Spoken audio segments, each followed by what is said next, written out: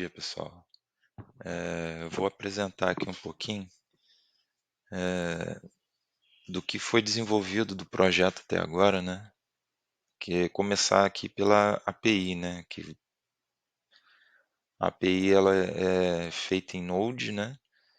E eu estou utilizando, na verdade, o TypeScript. Não está em Node puro, né? Que seria o JavaScript, porque a linguagem não tipada, assim, né? Então, o TypeScript ele é uma linguagem tipada, então a gente consegue minimizar os erros, né? Por exemplo, aqui eu espero o retorno é um objeto específico, entendeu? A entrada dessa função aqui, por exemplo, eu espero um ID é do tipo número. Então a gente consegue evitar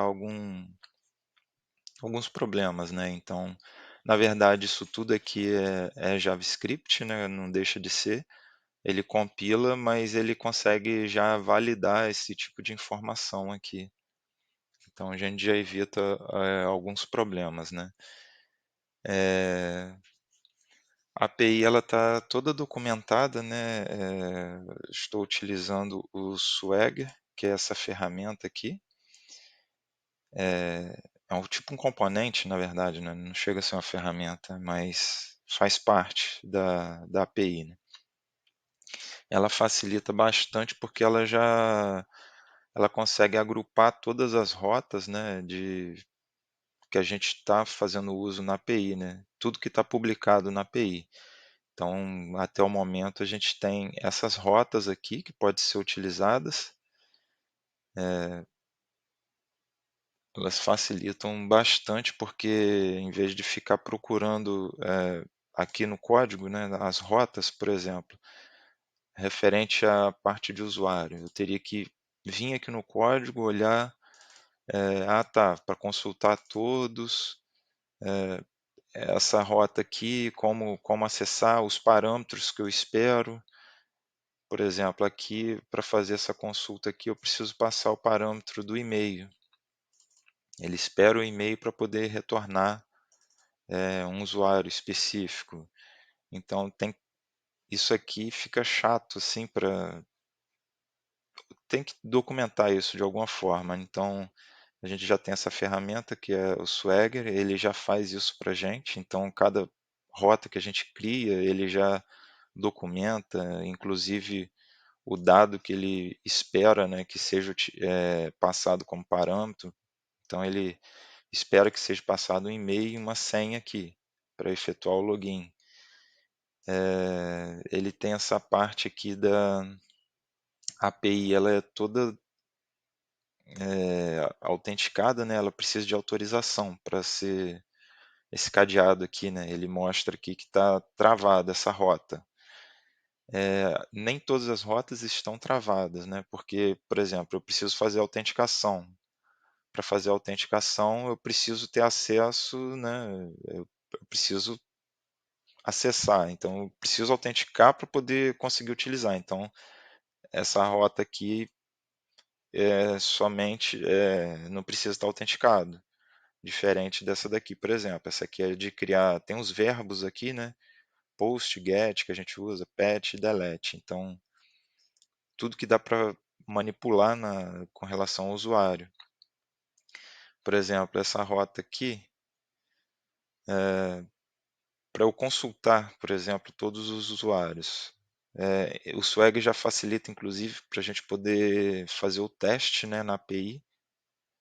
Então, por exemplo, eu quero uma listagem de todos os usuários. Eu executo aqui e eu recebo um erro aqui informando que eu não tenho autorização para poder usar essa rota aqui. Então, no caso, aí eu teria que fazer um login, que eu venho aqui, né, coloco a informação aqui, por exemplo, aqui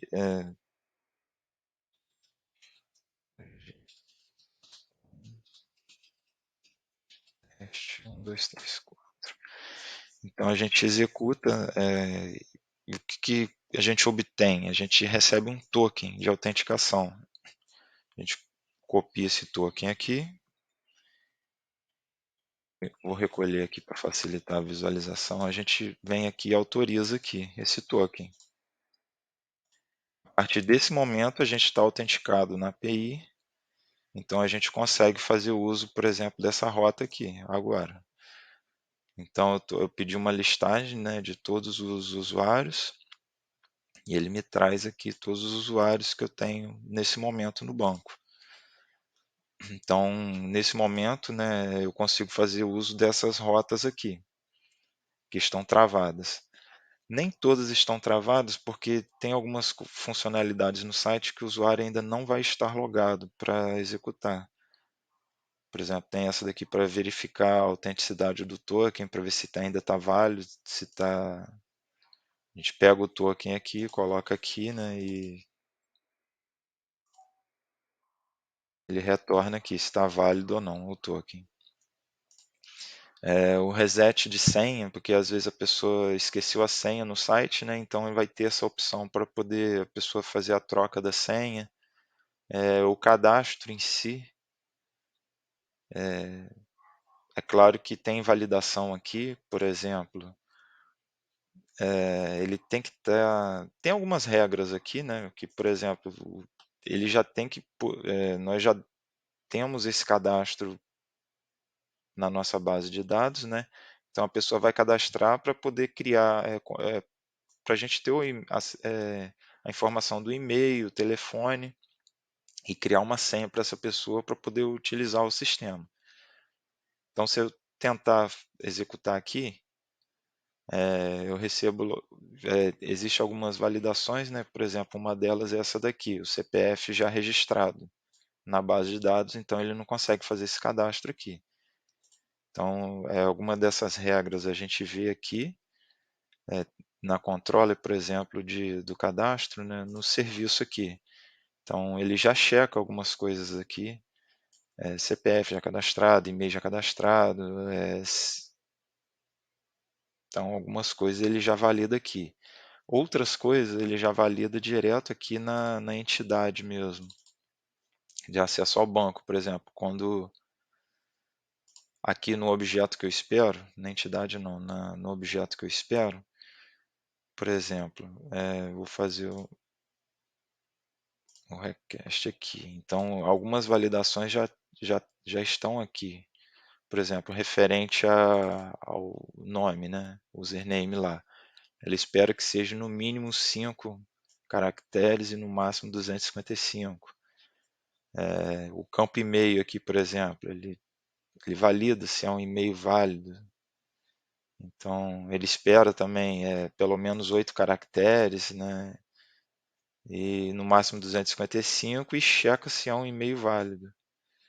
Então, várias dessas regras já estão aplicadas aqui na API. Então,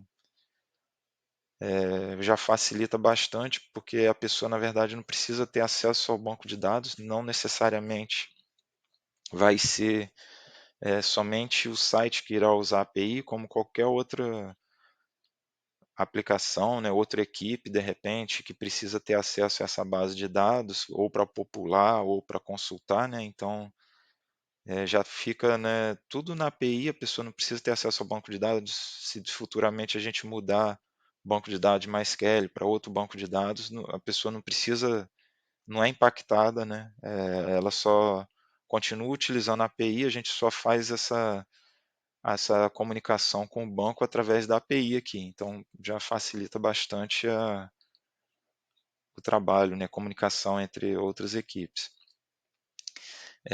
Referente à API, ela não só pode ser utilizada aqui, aqui facilita, né, porque tem, por exemplo, aqui ele espera um cadastro de um usuário, então ele já espera os parâmetros aqui, tem o esquema aqui, o que ele espera também, por exemplo, o login, o e-mail e o password, né, para resetar a senha, já tem tudo aqui, já os dados que são esperados para ser utilizado na API. Então, essa documentação aqui facilita para qualquer desenvolvedor que for utilizar, não precisar ficar lendo no código, ele já simplesmente olha a API aqui, já vê qual é o verbo que é para utilizar e os dados que ele precisa passar, e já facilita bastante. Ele pode ser utilizado, né, através de qualquer aplicação, inclusive a gente tem uma ferramenta que a gente usa muito, que é o Postman, para poder fazer os testes também. Não necessariamente precisa ser somente feito lá naquele Swagger. Por exemplo, eu venho aqui, vou fazer a autenticação aqui também, eu já cadastrei aqui, né? Eu digo aqui que é do tipo post, né, daquele verbo, a rota e o parâmetro que eu vou passar. Então, é do tipo JSON aqui, estou passando no corpo do body aqui o e-mail e a senha.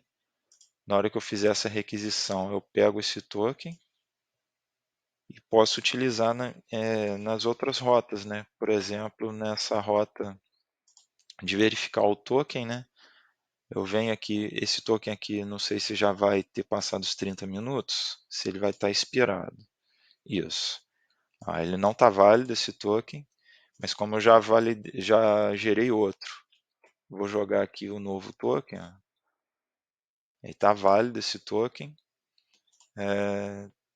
Aqui, nessa requisição que eu já pré-cadastrei ela, né?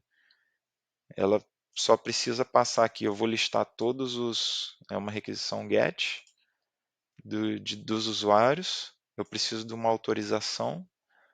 Essa autorização, eu colo ela aqui, executo. Ele me traz os dados aqui, todos os, né, os usuários, digamos, da aplicação. Username, e-mail, telefone, CPF, CNPJ, né? Se eu quiser pegar um específico também, eu consigo passar numa daquelas rotas, né, que a gente diz aqui, por exemplo, pegar por e-mail, né? Então eu só vou trocar o token aqui, que esse aqui já está expirado, e a gente obtém a informação desse usuário em específico, né? Aqui eu estou utilizando essa autenticação, a gente chama de JWT. Esse token ele tem uma validade de uns 30 minutos que foi configurado. A gente pode estender isso aí ou, né, diminuir de acordo com que a gente vai vendo a necessidade ou precisa de acordo com a necessidade, né? As regras estão lá na API já, né? E pode ser consumida, né? Tanto pelo front-end ou por qualquer aplicação, como foi demonstrado aqui. Pode ser usada tanto no site quanto num aplicativo Android, por exemplo, ou iOS, ou um aplicativo do Windows mesmo, de qualquer forma, né? Então, basicamente, é isso. A API tá aqui, ela fica com essa documentação para facilitar, e é isso aí.